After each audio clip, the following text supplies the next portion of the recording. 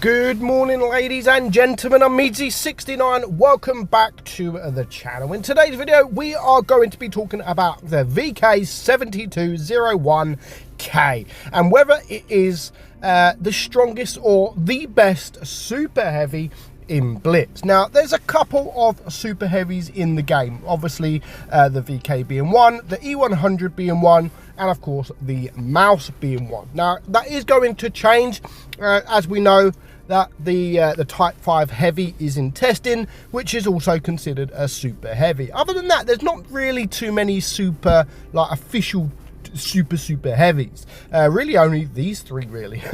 But there are a couple of weak points on the VK. Obviously, the bottom plate there. And when you tend to angle your tank, these sort of side hatches or these side bits here on either side are fairly weak as well. And that's when you angle. Of course, if you're looking directly at a tank, they are actually quite a difficult pen. But as soon as you angle, they are very strong. Another thing with the tank as well, it does have tungsten shells, which makes it a lot better. Which obviously, as you know, I love tungsten shells. Also, when it comes to provisions, there's a few different things that you can run. You can run the improved gunpowder, which improves the shell velocity, which I would recommend. And of course, you've got the sandbags as well if you want to have more hit points. But personally, I run it with both chocolates and the gunpowder there as well. But if you want to have more hit points, then of course run it with the sandbags. So the turret is 138 millimeters. Now, don't look at it on paper as 138 because actually it is quite strong, and your hull is 240. However, your hull, again, when you're looking directly at a tank, is quite strong. You've got a thin strip at the bottom, which is quite weak. Other than that, people do have to sort of switch to their premium rounds to be able to penetrate you. So your DPM 2,339. So yes, it's on the lower side, but it is a super heavy, so bear that in mind. And that is a 15.39 second reload. Your penetration is 274 on your AP, 373 on your heat, and 87 on your HE. You've got a 600 alpha gun, 500 on your heat, and 900 on your HE. Your aim time is 4 seconds, and your gun dispersion is 0.362 with 7 degrees of gun depression. Your top speed in the tank is 32 kilometers per hour as well. So yes, it's not the quickest of tanks, but to be fair, I don't think it is too bad, to be honest. I don't think it feels a little bit quicker than it does. I mean, it's a super heavy. You're not going to go 40-50 kilometers an hour. I think the speed is perfectly fine. Now, as I've said, there is a way of playing the tank that if you start angling your tank, it makes the tank worse. So try to not angle your tank because, again, there are a lot of weak points on the tank. Now, the turret does have weak points, but the aim of the game with this tank really is to face the enemy, you know, directly face the enemy. If you can get on a ridge, then get on a ridge because actually that will really improve your armor profile. But would I say it's the best super heavy? I mean, if you look at this tank against the E100, now I love the E100, but you look at the side cheeks of the E100, again, it's got that lower plate as well. Yeah, I think this is better than the E100, but I prefer the E100 playing than the VK. I like the E100, but when it comes to being stronger and better, the VK is definitely stronger than the E100, in my view anyway.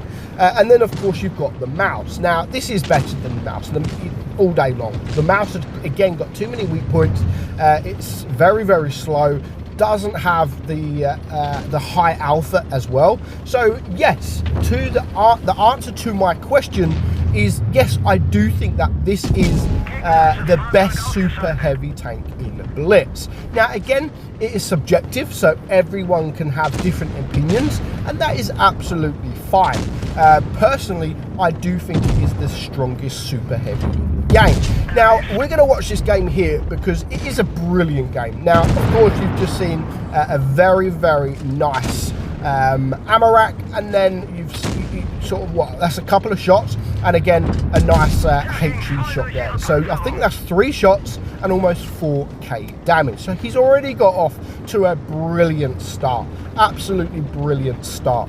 So 2 kills. The FV's gonna try and I don't know what he's doing, to be fair, and another nice HE. So 4.5k damage done already, 3 kills, and you can see already, like, even if he dies at this point, he's done his job. He's done his damage, he's done his job. But he's not finished there. He's going to kill the Type 71 for his 4th kill to bring his damage up to 5,000. Now, it is a 4 versus 3, but if you look at his team, they are very, very low hit points. He's the only one that's full hit points, so he is going to prove very, very important. So it's now 3 tanks left. Now, the Leopard 1 here, yes, he's a one-shot. He's not looking at running away, but he could do something important there, and that was to get the shot off on the object before he dies, and that is exactly what he does. He gets the shot off and he allows the tank destroyer there to get the kill. So that was very, very important.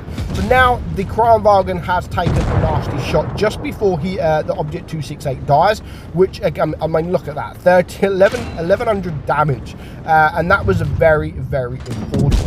So you can see here now, he gets some bounces. Now, from distance, the armor profile on this thing is insane. It really, really is. And you will struggle to penetrate the weak points from distance in the VK. So that is now 5 kills. It's a 1 versus 1. It is him versus a T57 Heavy. Now, we know the T57 Heavy is a brilliant tank. Watching this, even watching this, I was like, he's going to come behind. We know he's going to come behind.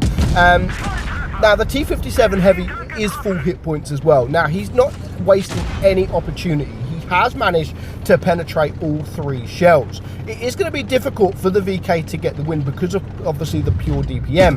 Now, the T57, as long as he doesn't low roll, he can actually clear the VK here. So the VK has to get a bounce. He needs to get a bounce.